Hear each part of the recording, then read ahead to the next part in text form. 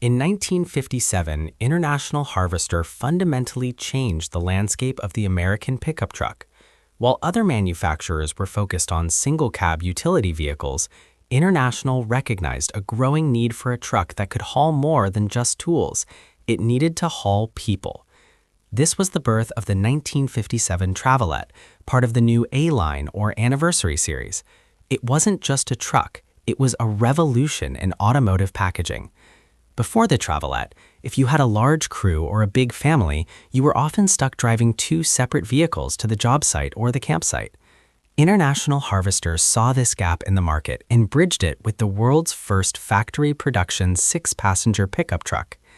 Today, we look back at the 1957 Travelette as the grandfather of every modern crew cab truck on the road, a pioneer that prioritized both capacity and capability during an era of massive industrial growth. The 1957 model year marked International Harvester's 50th anniversary in truck manufacturing, leading to the designation of the A in the A series. The design was a radical departure from the previous S series.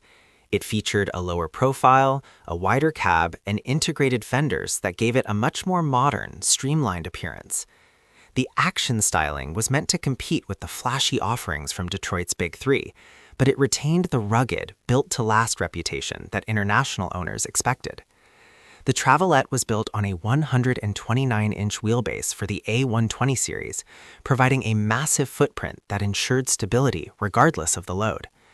This specific model year is easily identified by its unique grille design and the International script across the hood. It was a truck that looked just as comfortable in a downtown parking lot as it did on a dusty construction site or a remote Midwestern farm. One of the most distinctive features of the 1957 Travelette was its unconventional door arrangement. Unlike modern 4-door crew cabs, the initial 57 Travelette utilized a 3-door configuration. There were 2 doors on the passenger side, the curb side, and only 1 door for the driver. This design choice was partly for structural rigidity and partly for safety, ensuring that passengers in the rear seat would exit toward the sidewalk rather than into traffic. This innovative layout allowed for a full-width rear bench seat, comfortably accommodating 3 additional adults.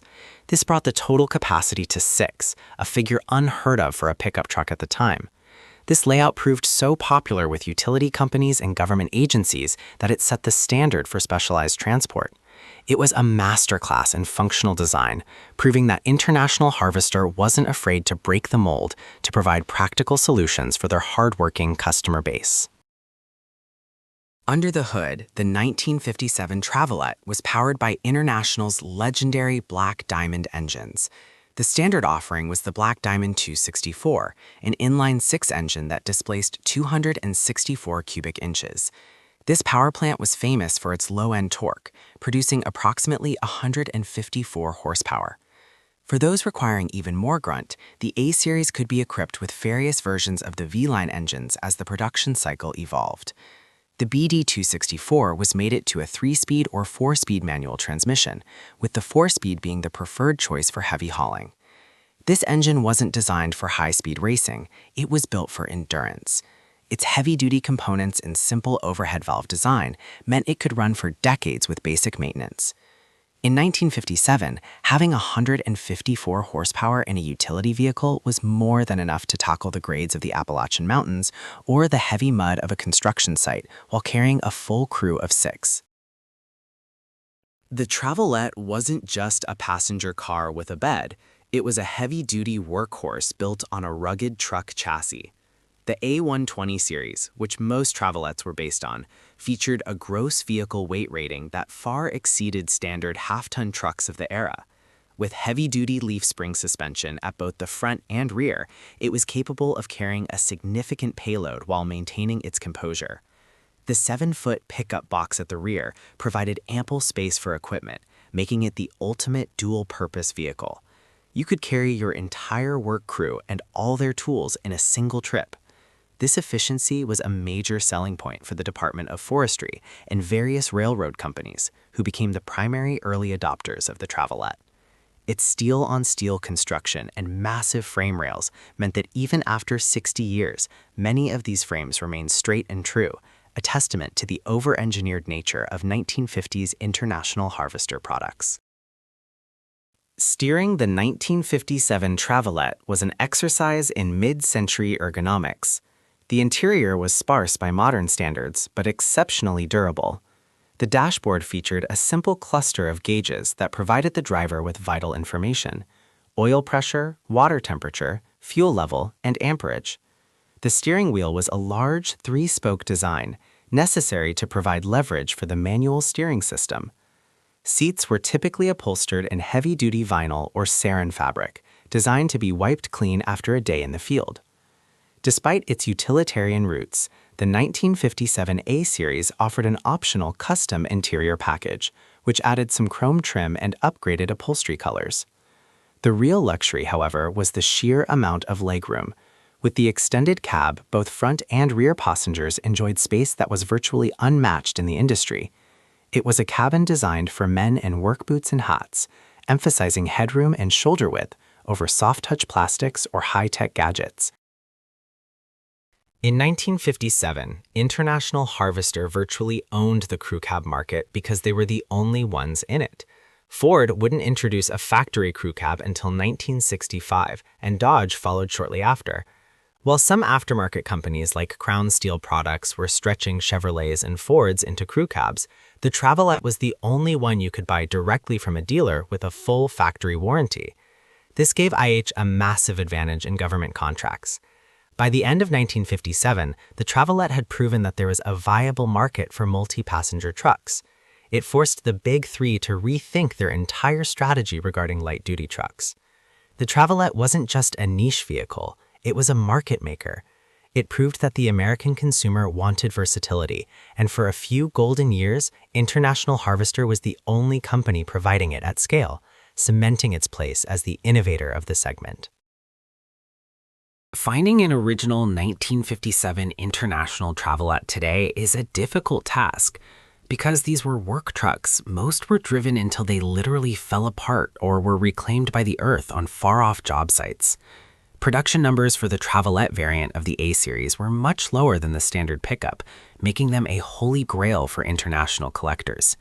In the current market, a barn-find Travelette can fetch significant money, but a fully restored example is a six-figure rarity at high-end auctions.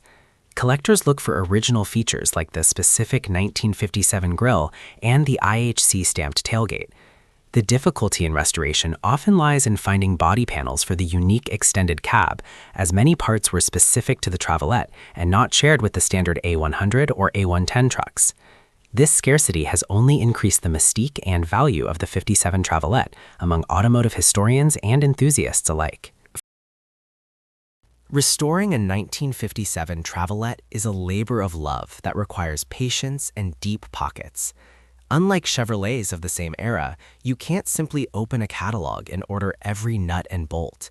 Many restorers have to source donor trucks from the A-Series line to find usable trim pieces or mechanical components.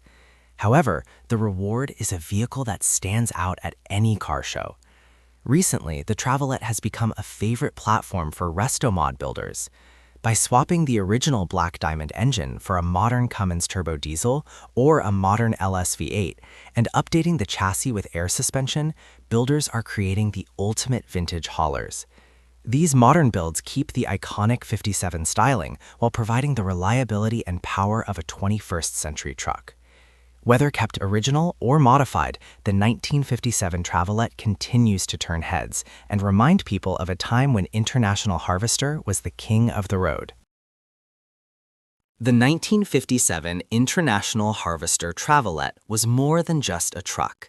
It was a vision of the future. It anticipated the shift from trucks as purely industrial tools to trucks as versatile family and lifestyle vehicles. Every time you see a four-door pickup truck today, whether it's a Ford F-150, a Ram, or a Silverado, you are seeing the DNA of the 1957 Travelette.